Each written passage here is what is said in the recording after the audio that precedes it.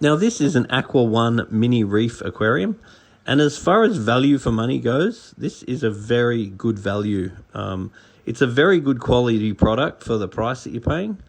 And as a saltwater fish only aquarium, it really is a very, very economical choice, and it really is a beautiful unit. Now, if you're going to put live coral in this aquarium, that's okay, but just be aware that the lighting don't have true 420 nm diodes. So therefore, I would just be going for my really easy corals, maybe some of my soft corals like leather corals and things. I'd be going for corellas, recordias, anything that's really easy, zoanthus, and I wouldn't be getting too fancy with my coral. Otherwise, I would look at replacing the lights for something more sophisticated. Personally, I love the AI lights. I don't think you can go wrong with the AI lights. The other thing, as far as this aquarium is concerned, is it doesn't really come with any really good media. In this case, some marine pure has been added, which I'm very happy to see. It wouldn't hurt to get a bit more. And you also, over time, you do sort of want to upgrade the skimmer. So considering the value of this skimmer, it's actually not too bad.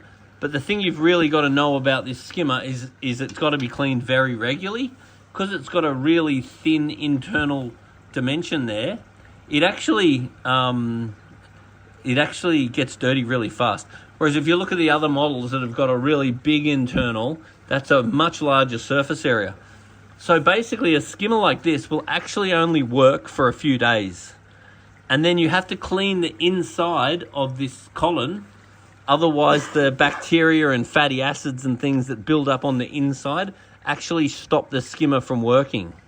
So this skimmer here, it pretty much will not work until it's cleaned.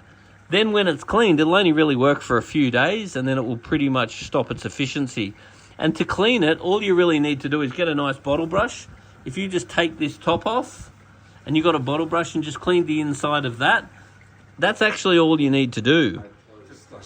No, the top of it is closed, right? Yeah, so what we need to do is make sure this is fully shut. Yeah. Because all that really does is, if you wanted to place this into a bottle or something, as the junk fills up in here, it should filter its way down here and end up in a bottle. Now I'm anti that, because I want you cleaning your skimmer regularly, so therefore I don't want this to build up enough that you need a bottle. So theoretically it shouldn't ever come to that if I clean it every couple of days. Correct. So this one here stays shut, yeah, and that's all you need to worry about. That just shut it, and then I'll just clean out the inside until this starts filling up, because once the dirt's come out, it doesn't really matter. What cares about is the inside needs to be clean. Otherwise, the fatty acids and stuff actually stops the absorbate coming out. So the inside needs to be cleaned, and then we keep this shut. Then we just empty that as need be. So now the next thing we need to look at is the air going into the skimmer. So that's this one. So that needs to be open on full, which yours definitely does look to be open on full. Now the next thing I want to look at is this. Okay, so this worries me. Okay, look, when I look in here, see the way that pipe is half clogging up the outlet? So that means that's taking away your control to control the skimmer. So what I'm going to do is pull that out and then put it back in, and then I'll show you. Look at that one, how that's a nice free pipe. And look at that one, the way half the pipe is blocked. So see the way that one there, I've pulled down, and the way they come in the boxes like this. And if you have it like this and you're over skimming, it's skimming everywhere, then you can't open up the tap enough to let the water out. Now that has not been a problem in this skimmer, but I still rather have it like this, because I still rather have more control over it as need be. Now to set this skimmer, what we're going to do is make sure the air is fully open. That's that. And then we're going to make sure these two here are fully open. And that means your froth level in the skimmer will be down, because the water will have no trouble exiting. Now, when you're setting a skimmer, it is not the case that you just do it right now and forget about it, because what happens is it has to settle. So what I'd normally do is just close that one off a little bit, and now I'll see this level start to raise. Then I'll usually wait an hour or two and just see where that settles.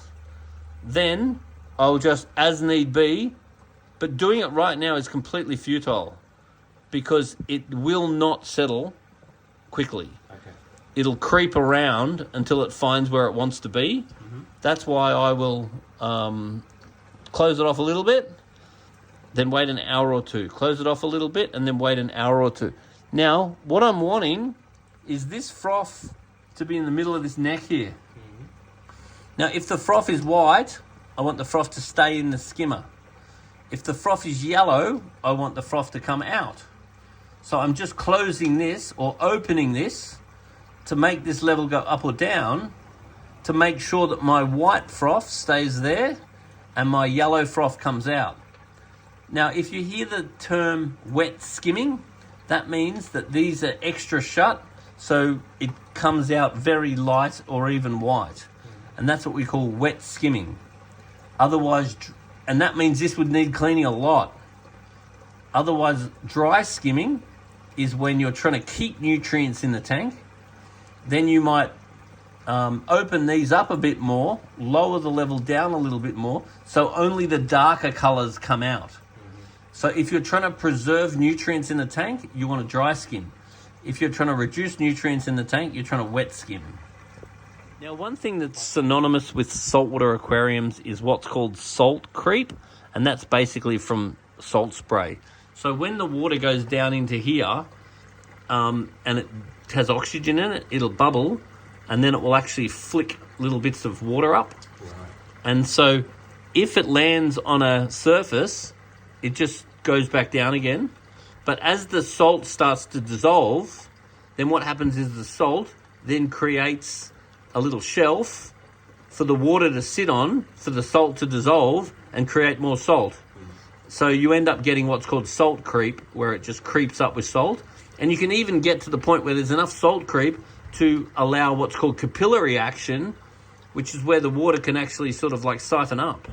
So the key to this is just wipe it off every now and then. It's okay for it to go back under the liquid? Yeah, it's totally fine. That tiny bit, and it's totally fine. Yeah. But then you could do something like, for example, put a couple of little sheets of polyfilter or something to stop it flicking up, because it means that water is flicking on it, which obviously from that area there.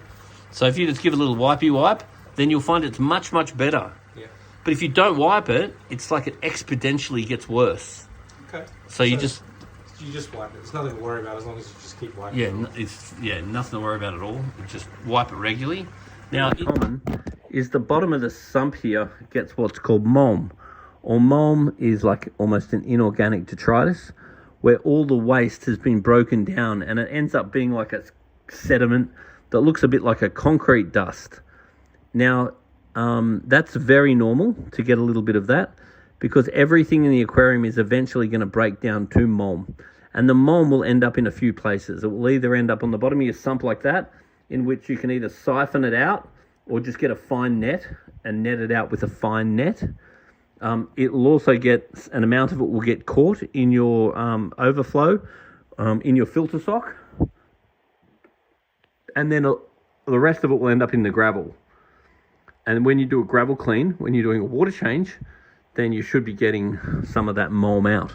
But mulm is an inevitable conclusion. And medias like polyfilter are really wonderful. Like, I would consider for this aquarium, just because I love polyfilter, I'd slide some polyfilter down here, and that would just act as an extra bit of a filter after the filter sock. And what the polyfilter will do is adsorb and absorb anything impure out of the water, but it won't remove anything you do want. It starts out white, and over a period of time, it will change to black. Also, watch the strainers, the strainer of that skimmer there. Over time, if that gets brown all over it and start to reduce how much water can go into it, then you really want to give that strainer a clean every now and then.